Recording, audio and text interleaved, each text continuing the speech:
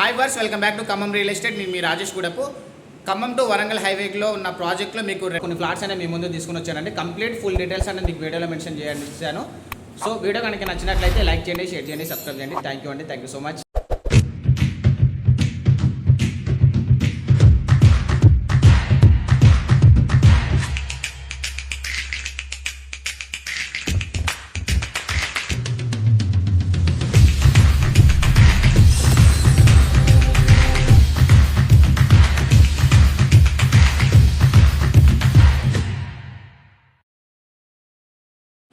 So మీరు చూస్తున్న main road వచ్చేసి Khammam to Warangal national highway అనమాట.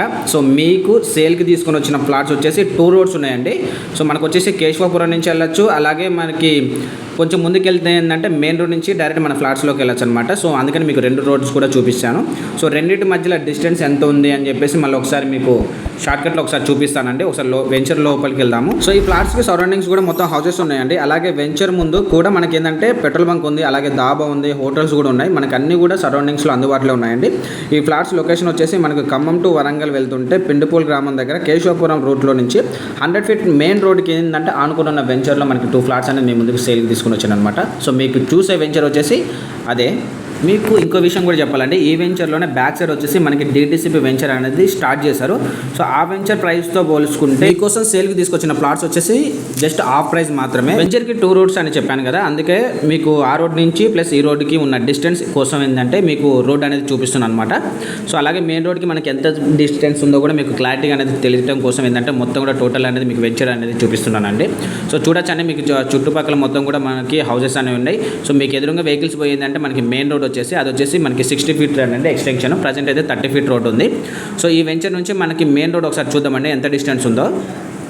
సో చూడండి, చాలా నియర్లో ఉందండి. వెహికల్స్ కూడా మీకు పోయిందంటే కనిపిస్తుంది. మళ్ళీ ఒకసారి జూమ్ అవుట్ చేసి చూపిస్తాను. సో జస్ట్ మనకి ఏంటంటే 50 మీటర్స్ డిస్టెన్స్ మాత్రమే మనకి వెంచర్లోకి 2 రోడ్స్ అనేది 60 ఫీట్ రోడ్ ఉంది. ఇది ఏంటంటే మనకి కేశవాపురం నుంచి వెళ్ళొచ్చు అనమాట మెయిన్ రోడ్. మీకు వీడియో స్టార్టింగ్లో చెప్పిన మెయిన్ రోడ్ ఏంటంటే ఇదే అనమాట. సో మనకి ఏంటంటే మీకు జూమ్ చేసిన విధానంలో మనకి ఫ్లాట్స్ అనేది ఉన్నాయండి. మొత్తం కూడా ఫ్లాట్సే.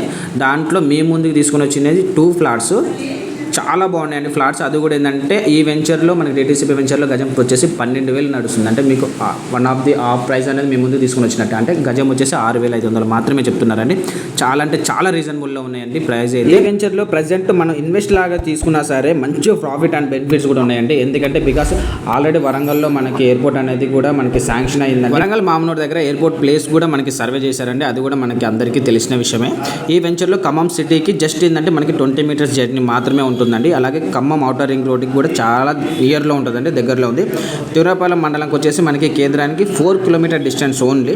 ఇంకో విషయం ఏంటంటే వెంటనే హౌస్ నిర్మించుకొని విధంగా రోడ్డుకి దగ్గరలో ఉన్న ఫ్లాట్స్ అండి ఇవి.